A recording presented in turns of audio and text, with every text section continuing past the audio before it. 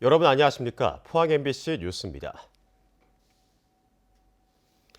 경주 시민들의 수건인 신라환경 보건 정비에 관한 특별법이 지난해 말 제정됐지만 아직도 보완할 점이 많습니다.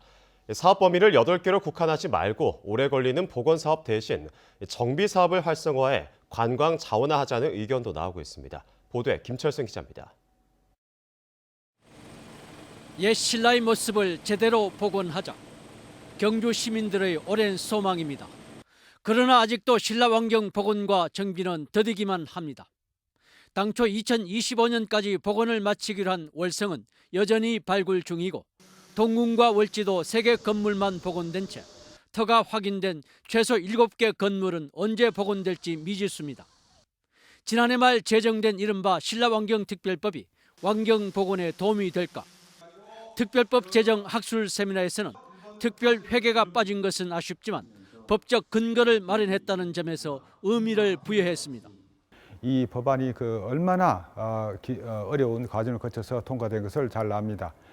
이 법률은 앞으로 우리 경주의 100년 대계를 보장하는 중요한 역할을 할 것입니다. 또 법 개정 시 보완할 점도 제시됐습니다. 월성과 황룡사, 쪽샘지구 등 8개로 한정된 사업을 다른 유적으로도 확대하고 묶인 토지에 대해 시민들이 매수 청구권을 행사할 수 있도록 하는 조항도 반영해야 한다는 것입니다.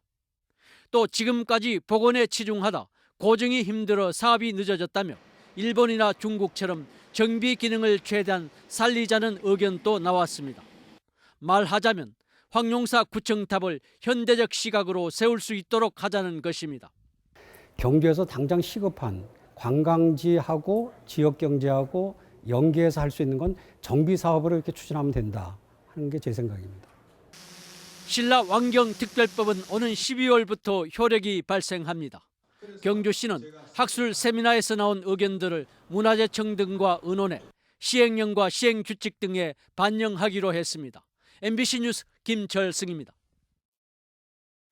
울릉군의회는 국회의원 선거 후 조정 과정에서 포항 남구와 통합되어 있는 울릉을 영양과 영덕, 봉화, 울진에 편입시키는 안에 대해 반대 입장을 밝혔습니다.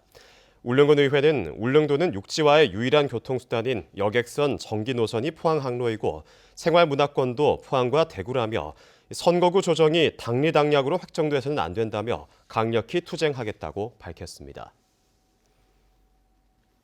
부실공사에 따른 법적 투쟁으로 지연되어 온 영덕 장사상륙작전 정승기념관이 문산호 개관이 올 상반기에 이루어질 전망입니다.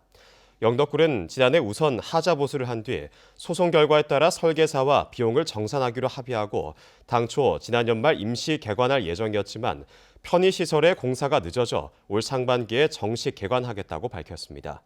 이를 위해 다음 달까지 시설을 준공하고 관리 인력을 채용한 뒤 운영 조례를 제정해 개관 일정을 결정하고 개관 전이라도 사전 신청을 하면 관람이 허용될 방침입니다. 경주 월성 원전 인근 3개 지역 주민들로 구성된 동경주 대책위원회는 어제 사용 후 해결료 재검토위원회를 방문해 의견서를 전달했습니다. 주민들은 경주시 지역실행기구의 활동이 지지부진해 주민 간 갈등이 커지고 있다며 조속히 맥스터 추가 증설에 대한 의견 수렴 절차를 진행하라고 촉구했습니다. 또 다른 지자체 등 간접 이해 당사자의 참여를 용납할 수 없으며 지역민들의 의견을 무시할 경우 대응 수위를 높이기로 했습니다. 포항해양경찰서는 자신이 운영하는 PC방에서 일명 빵깨로 불리는 암컷 떼기를 판매한 혐의로 43살 A씨를 구속했습니다. 해경에 따르면 A씨는 지난 17일 포항시 죽도동 자신의 PC방에서 대게 암컷 1,200여 마리를 숨겨놓고 택배 등을 이용해 판매하려 한 혐의입니다. 포항 지역 기업들의 올 설 자금 사정이 지난해보다 어려운 것으로 나타났습니다. 포항상공회의소가 최근 포항 지역 기업을 대상으로 설 명절 자금 사정을 조사한 결과 전체 60개사의 47.7%가 지난해 하반기와 비교해 더 힘들어졌다고 답했고 비슷하다는 응답은 50.8%를 보였습니다. 특히 지난해 설과 비교하면 힘들다는 의견이 13% 증가한 반면 나아졌다는 의견은 8.1% 감소했으며 자금 사정 악화의 원인으로는 매출 감소와 제조 원가 상승, 자금 회전 부진 등을 꼽았습니다. 경사목들은 올해 농장 75곳을 선정해 축사 현대화 사업비 355억 원을 지원합니다. 이는 지난해보다 139억 원 늘어난 것으로 지원 조건은 소규모 농장은 연리 1%, 대형 농장은 연리 2%입니다. 경사목들은 각종 FTA 체결로 농축산물 시장이 추가 개방될 것에 대비해 축산업 경쟁력을 높이기 위해 지원 규모를 확대했다고 밝혔습니다. 이상으로 포항 MBC 뉴스를 마칩니다. 여러분 고맙습니다.